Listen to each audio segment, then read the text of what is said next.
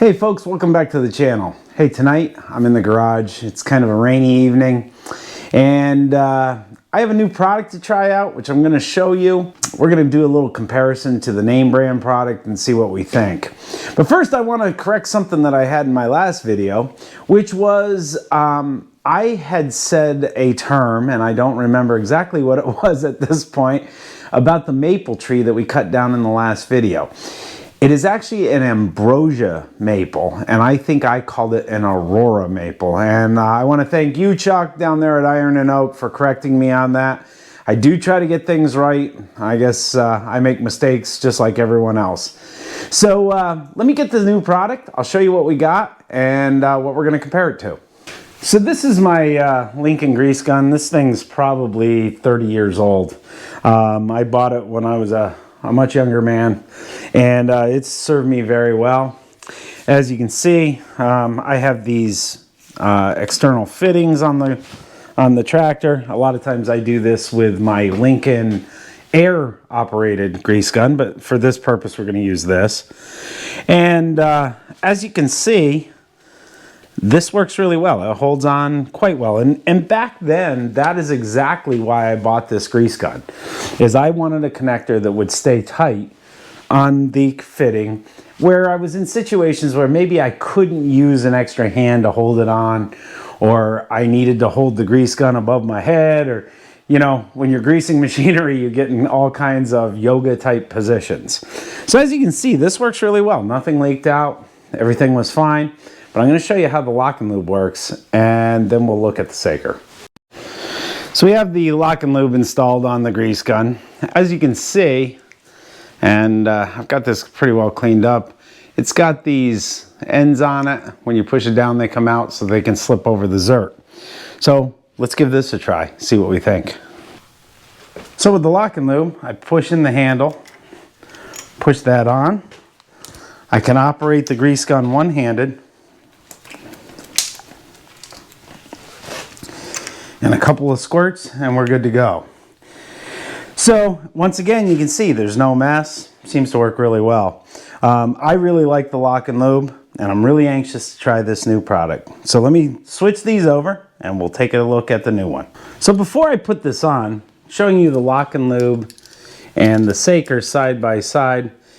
So you can see that there is a difference between the Lock-n-Lube, which is here in my right hand, and in my left hand is the Saker. You know, operates very much the same way. You know, this one actually pulls inward instead of outward. So a little bit of a different design, where, as I showed you before, this one moves outward, this one moves inward. Anyway, the biggest difference is the diameter. You can see the Saker is a little bit bigger around than the Lock-n-Lube. So it's going to be interesting to see how this works on these protected zerts. I think out in the open, this would work fine. I think in a tighter spot, this will work better. But we're going to give it a try. I'm going to finish out lubing the tractor up with the Saker so you can get a good view of this. And I just want to say this. I am under no obligation to say anything about this. They sent this to me, said, would you try it? Would you shoot some video that we may be able to use in promotions? I said, that's fine. The reason I said yes is because I know many of you have machinery, and like me, you like to keep it maintained. And if this is a good product and it saves you some money, I want to be able to tell you so. And if it's not, I want to tell you that too. So I'll take a minute, put this on the grease gun, and we'll get started. So these are pretty wide open. We're going to try those first. Put this on. It seems to be on there quite tightly. Give it a couple of squirts. Works fantastic.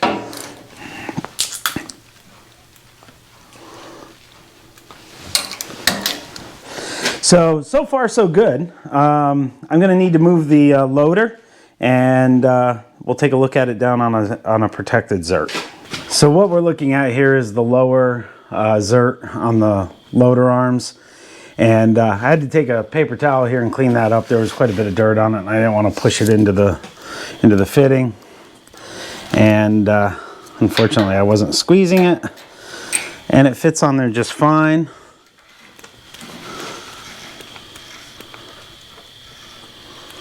And let's see, doesn't leave much of a mess. Oh, this one's going to be a little bit tighter fit, I think. So it works great. So, at least in my application, this is working out well. I moved back to the backhoe. The backhoe is one of the more difficult things I have to grease. It's got some really funky grease fittings. I have one that's giving me a problem right now, which I have to disconnect the backhoe from the frame, and I just haven't built up the ambition to do that. I did that to replace the pin, and it was a job and a half. I almost wish I videoed it because, well, let's face it, it would have been a rated R video. But, you know, some of these are really accessible. There's one right up here on top.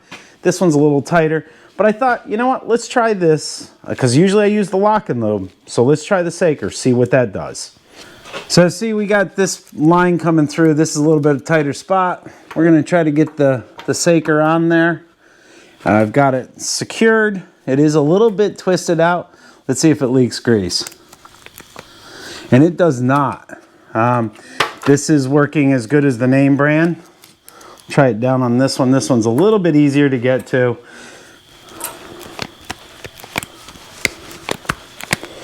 And again, very satisfied at this point. So the Saker grease gun coupler lock is on there nice and tight. And you can see you can't pull it off of there. And we'll give this a few shots of grease. There's no way of really seeing it. Got this one here. That one's pretty well in the open. Here's a real test. See if I can get it in through here to this coupling. And sure enough, it fits.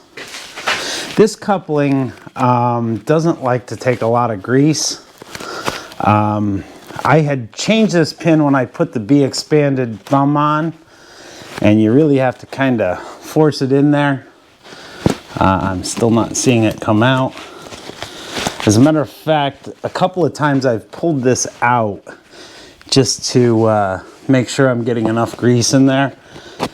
You know, I've been able to get 5 or 6 squirts in there, so I think we're probably okay. The Saker grease gun coupler lock is a keeper. I have nothing bad to say about this product. It seems to work very well. It seems well built. It does operate slightly differently than the Lock-n-Lube, but you know, it seemed to work fine on my John Deere tractor. TC Outdoors, Tony over there, he did a similar video. He had a little problem on his Coyote tractor. It wouldn't fit into those Zert fittings. So I did a little rough measurement with a tape measure. I didn't get the calipers out. But the Lock-n-Lube is about a 5/8 diameter, and the Saker is about a 3/4 inch diameter. So if you're thinking about buying one, I think that may be a really important thing. Know how wide your Zert fittings are if you can get into those. I have a couple of grease guns, so you know I tend to leave the Lock-n-Lube on one of them. You know, the Saker, I'm pretty sure I'm going to be using that as well on one of my grease guns. So you know, right now I would say I'm going to vote a buy on this. I do feel like it's a pretty good quality product, and it works as advertised. If you're on a tighter budget and you don't want to spend $30 or so on a Lock-n-Lube, I think this is a fine alternative. I think one thing you have to be careful of is the difference in the diameter and what application you're using it for. But it's good quality made product. It held on to every grease fitting without leaking. Did a great job. Nothing negative to say. So if you want more on Saker products, you can go to smartsaker.com. I'm showing that here. You can see that they offer a wide variety of different tools and things to assist the do-it-yourselfer. And while I've never tried any of their other products, I can at least say the grease gun locking coupler is a really good product, and certainly worth $13. I think that's going to wrap it up for Woodruff Woods. I don't want to turn this channel into a product review channel. That's more about what I do around my house with my firewood business. But when I find a product like this that is maybe something you all would use, I'm going to take that opportunity to tell you about it. And in this case, I think we have a winner. That's all I have for tonight, and we will catch you on the next one.